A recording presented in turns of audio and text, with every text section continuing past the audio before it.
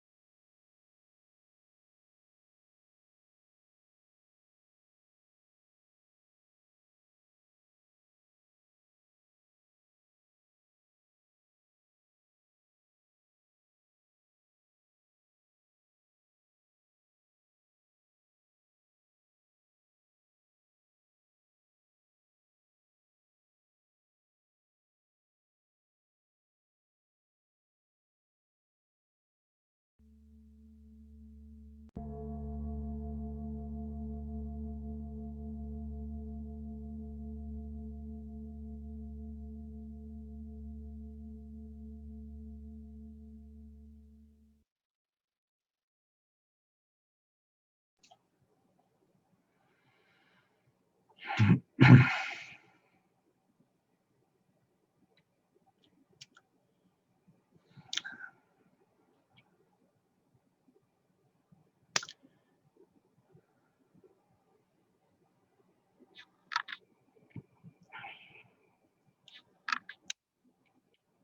good morning. Can you hear me well? Just give me a thumbs up if you can. 2 thumbs up. Hey, hey, hey. That's pretty good. Okay. So welcome. For those of you who may not know me, yeah, I see a quick yellow thumb up from Irini Varinu. Very nice to have a Greek person, and maybe Dimitris is Greek too. That's right. Great, welcome. Thank you. So my name is Andreas Muskos, and that is a Greek name. And I'm a teacher of the Diamond Approach. So this morning or evening, if you are in Greece, this morning or evening, I would like to explore with you one way that I know of how to thrive in times of uncertainty. I'm sure there are other ways that I'm not aware of, but I would like to explore with you the way that I know on the basis of my understanding from the view of the Diamond Approach.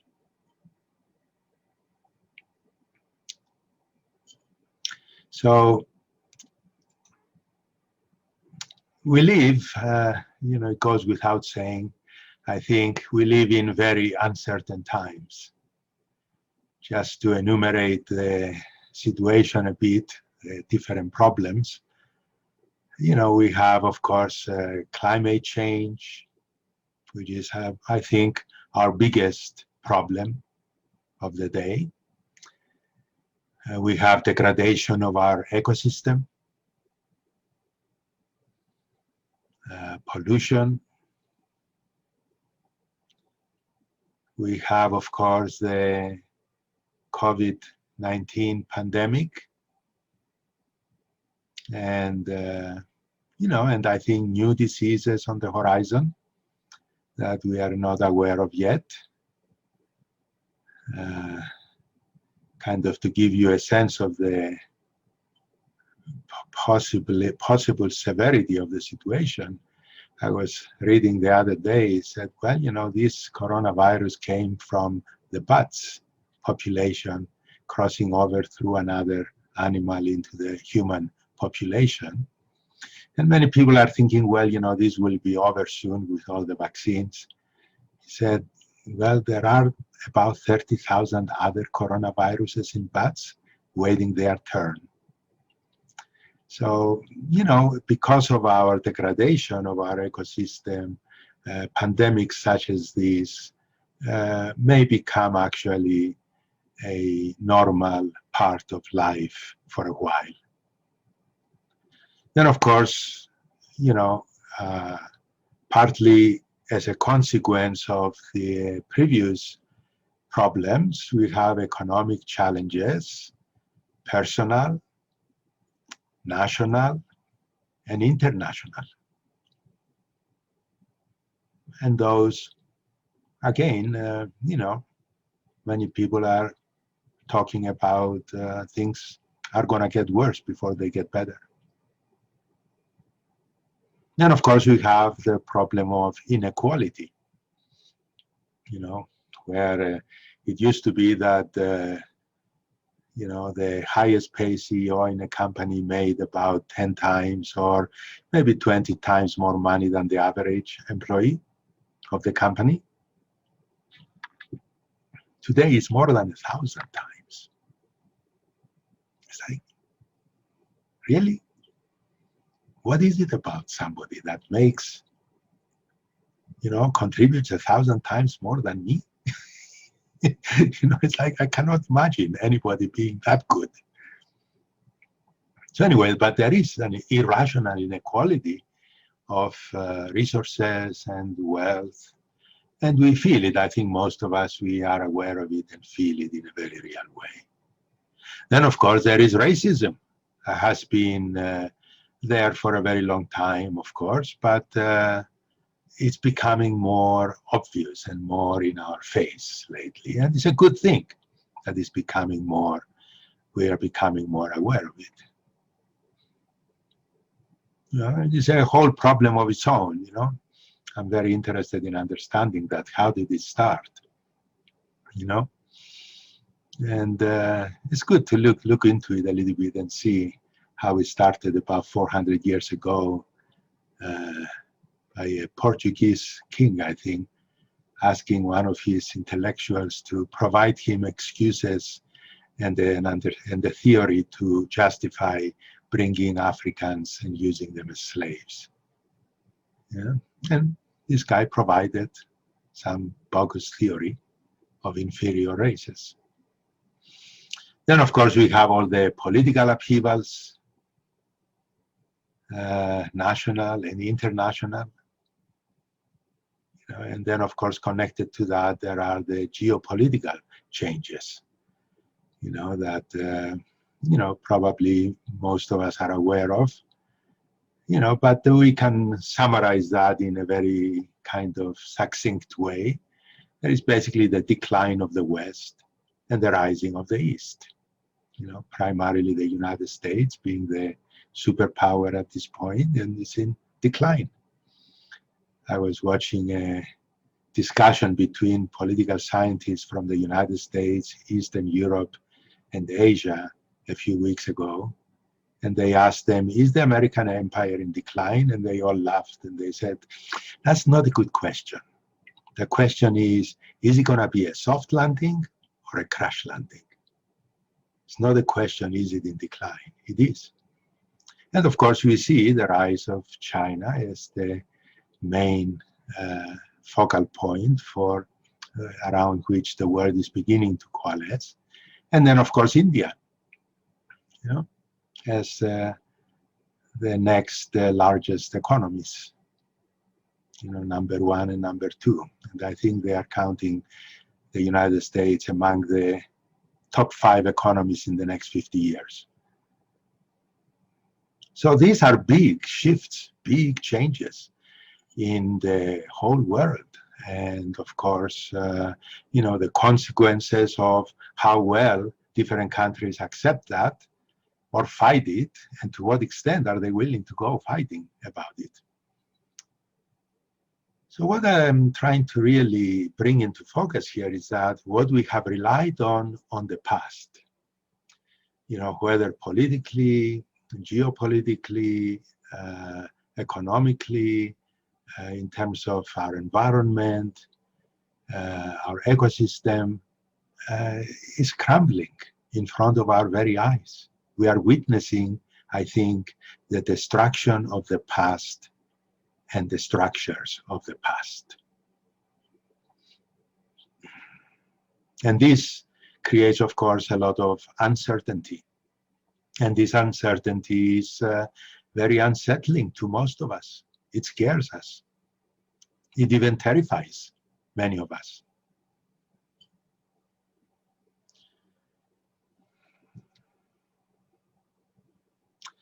So you can see that we need something.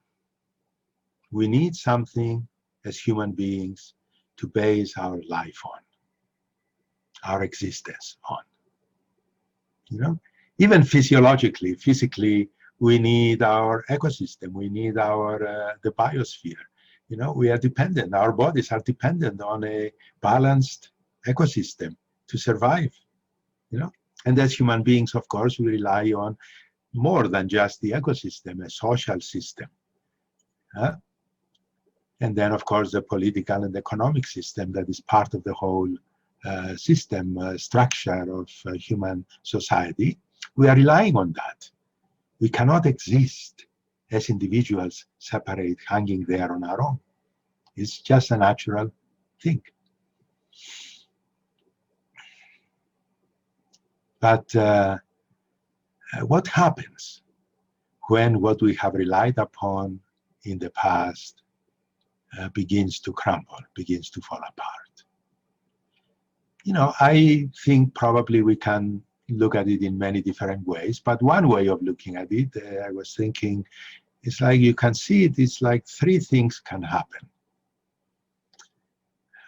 One is we can become very afraid and stay in fear.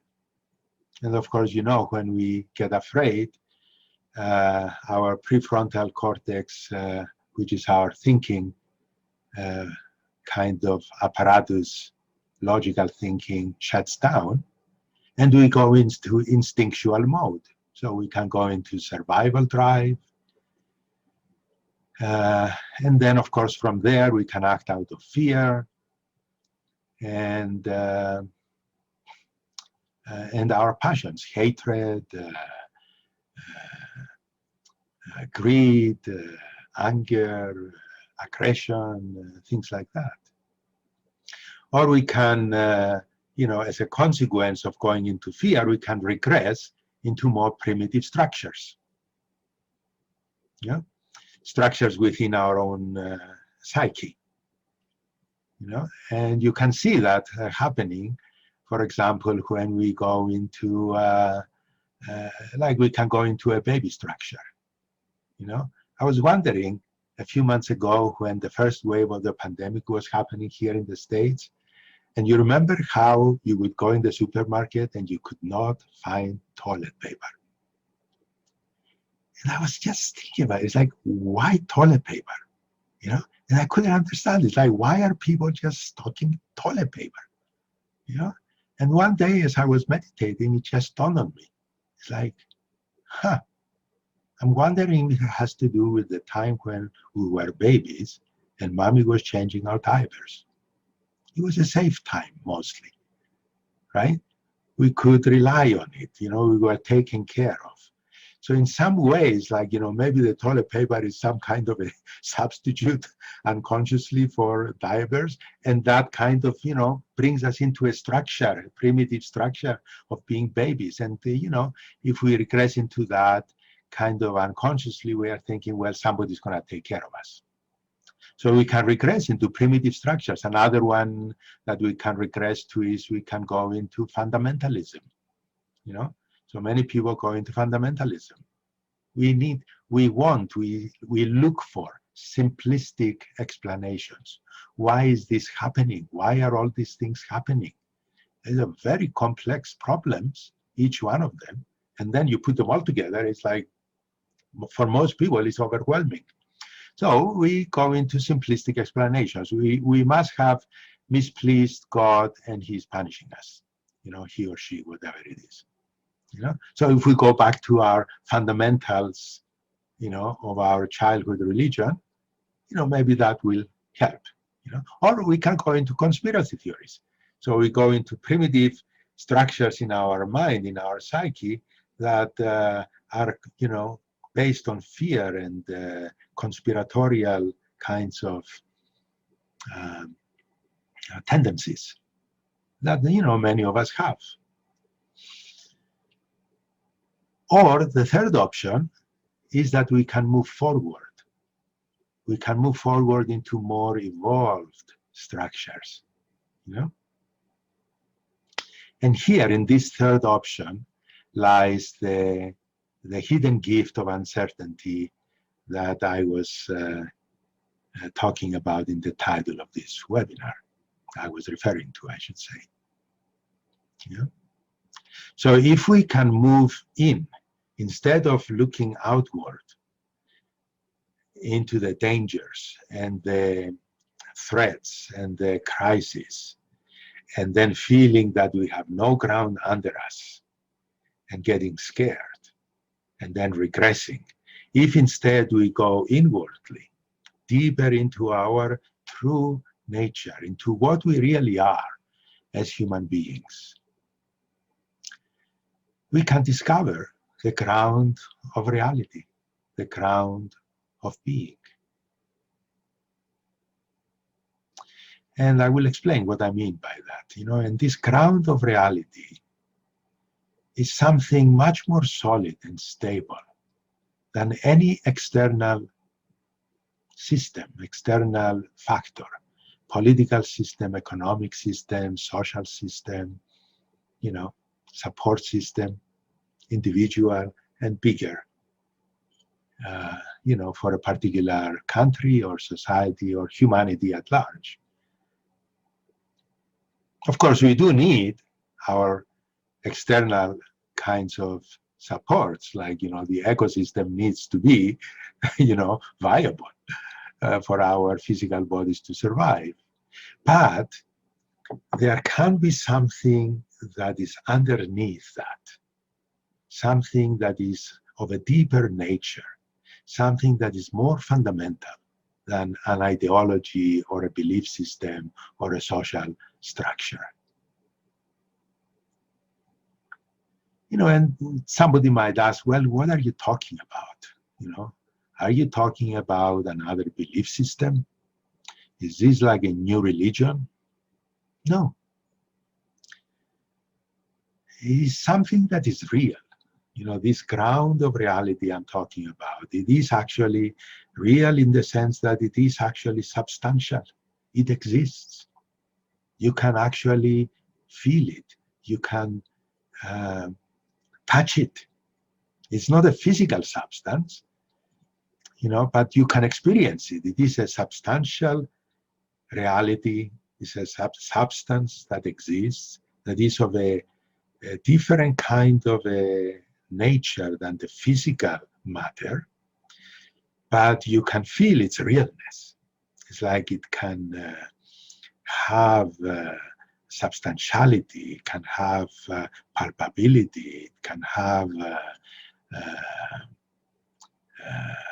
thickness and density and color even, and even flavor, taste. There are many ways, of course, that we can experience this fundamental ground of reality, because it manifests in a variety of ways to meet different needs according to the situation. But one of the ways that we can experience this ground of reality, particularly in a time of crisis, when the things we relied upon before are no longer there, it can manifest as a light, as a living light, like a liquid, white, bright, somewhat goldish light, like sunlight that is liquefied. And it's warm, because it is substantial and you can feel it on your skin. It's warm. You can feel it inside you, and it's warm, it's sweet. When you taste it, it feels, this is sweet, and it's soft. It's like it has a softness to it, a smoothness to it. And when it touches your heart, you feel like, oh, wow, this is a loving light. This is a loving substance. And it's alive. Yeah? It's not like inert. It's alive. And it holds you. It's like it actually, you feel like, this is a loving presence, that is a light, that is liquid, that is warm, that is soft, that is alive, that is loving, and is holding me, and is loving me in a gentle way, and is supporting me. And as you feel that, it's like your soul, your consciousness, your heart begins to relax, settle. And the fear dissolves. And then you know that, all the crises that we are facing outside, I'm not on my own to face them. I have a deeper support that is this fundamental nature, that is that is what I am and what reality is.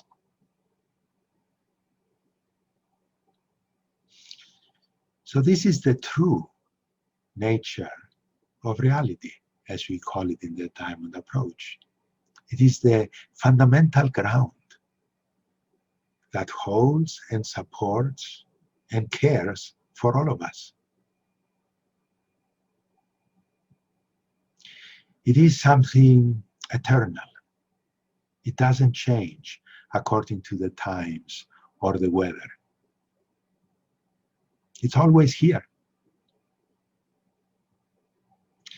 But we have become so enamored with the external world, our gadgets, our cars, our bank accounts, our armies, our countries, that we have lost touch with this underlying reality. You see that? It's like that inner reality that is underlying everything is like an inner dimension. But we have become so externalized, our consciousness has become so focused on the external that we've lost touch with this inner reality. The tragedy is that in losing touch with that inner reality, we've also lost touch with our ground. And we became more dependent on external things. So when external things fall apart, the crisis is felt in a more severe, more earth-shaking kind of way.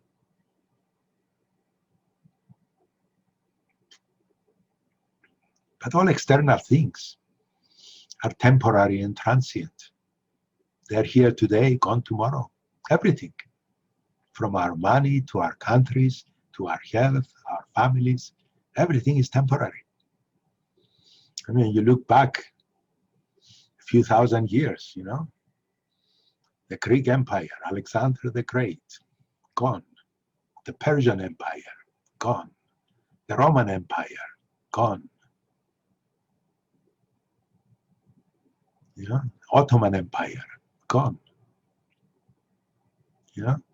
And there were the French, the Spanish, the Portuguese, then the British in more recent times, and now, of course, the recent empire of the United States, and they're all crumbling. Everything is temporary. It may last, 100 years, 200 years, less.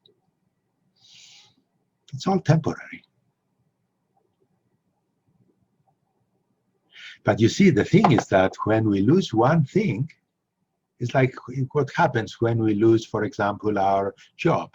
But if everything else is like, how it was like 50 years ago, there's more stability, or 100 years ago, whatever. It's like you have other things in your support system that you can rely on. When, a partner dies, you have friends, you have other relatives you can rely on. And it's not so earth-shattering. But these days, it's like so many things are crumbling, so many things are falling apart. That is creating a crisis of unprecedented proportions. And so we feel this tremendous instability, lack of certainty.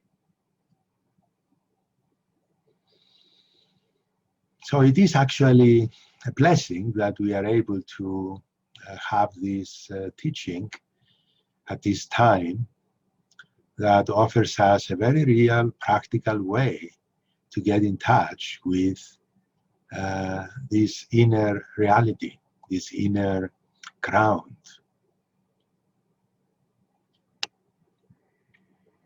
So, instead of seeing it as a misfortune,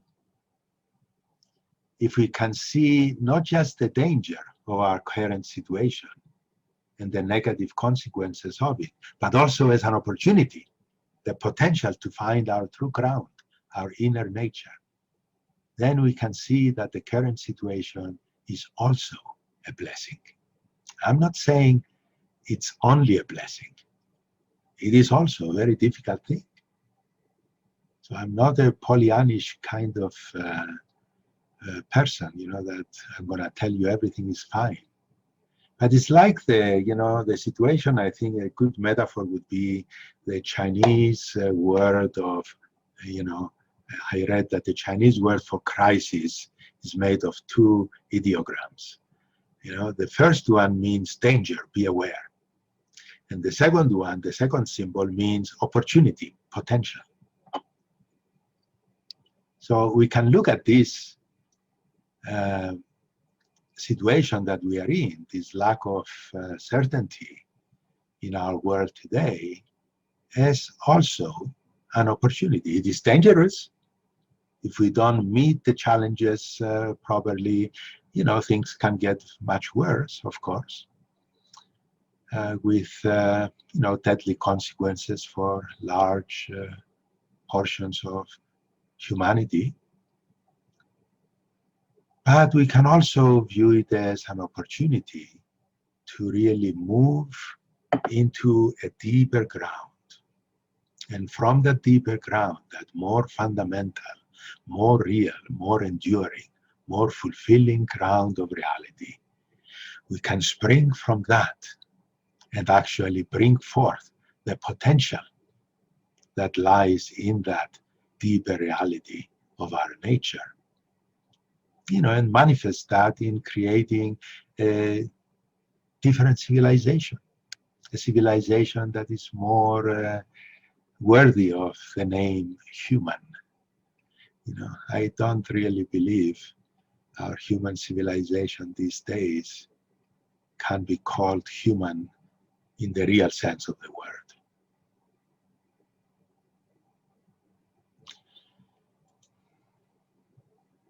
Because being human is not about intelligence and science and technology. What really makes us human more than anything else is our heart. And if our heart is not in our civilization, manifesting as love, as compassion, as generosity, as kindness to everyone, including the trees and the animals and our so-called enemies. If we don't do that, then I think we are not really talking about a true human civilization. So this ground that I'm talking about is not really a belief system. I want to emphasize that again. I'm not asking you to actually don't believe anything I tell you. That's one of my favorite things I say. Don't believe anything I tell you. If you believe it, it's an unfortunate thing, actually, if you believe me. Because if you just believe me and don't investigate and experiment and discover whether this is true or not for you, then we're just creating another religion. And it can be useful, of course. It can make you feel good. It can create some kind of an emotional support. And if we actually apply what the religions have told us, well, a lot of what religions, the good things the religions have told us over the centuries, we can actually do pretty well. But, we don't. And the reason is that, it's different to really believe something than experiencing it. And so in this path, the Diamond approach, I don't want you to believe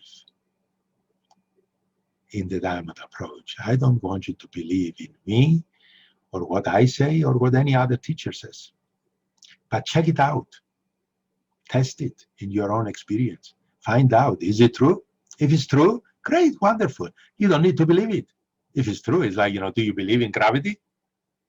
I mean, do you see anybody going around and saying, I believe in gravity. We have to convert everybody to gravity. No. You know gravity. You just step off the chair. If you stand on the chair and you step off, you know gravity very well and the consequences. You don't need to believe in it. So that's what I want, this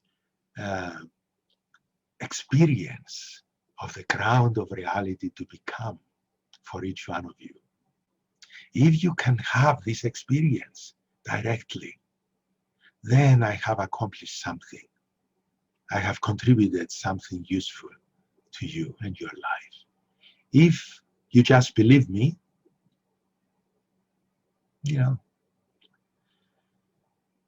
I don't see it as a positive thing. So please don't believe me.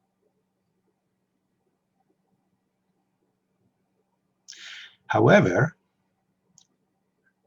we want to experience. We want to directly experience, explore the truth of this. And of course, we cannot explore the whole thing today in this short webinar, but we can start the exploration.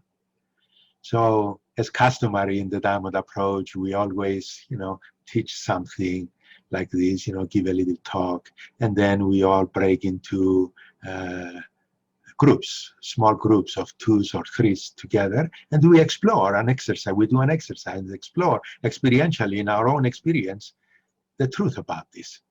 So that's what I would propose we do.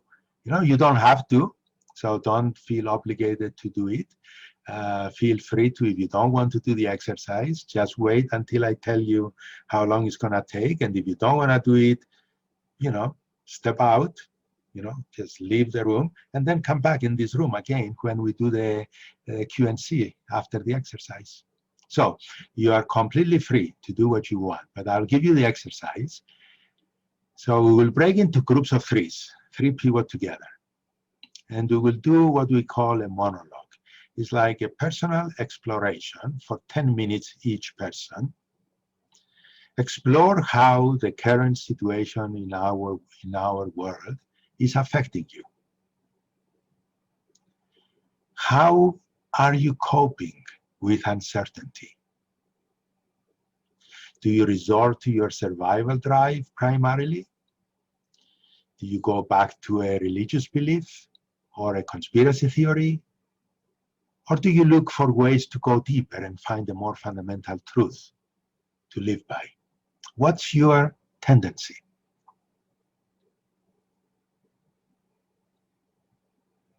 So while one of you is exploring this, the other 2 remain silent. You don't make even expressions with your face to encourage or discourage the person. Okay? And so we'll take 10 minutes each, 3 people together. That will be basically half hour. And then let's take another 10 minutes or so to complete our our process there, whether you want to talk a little more with the people in your group, or you want to take a little break, go to the bathroom, get some tea, whatever it is. And then in 45 minutes or 40 minutes or so, so basically now we are at about, here for me it's 9:13. So let's say, how about if we are back at 10 o'clock my time, will be 12 o'clock on the East Coast, and whatever time, so 45 minutes from now. So let's be back on the hour.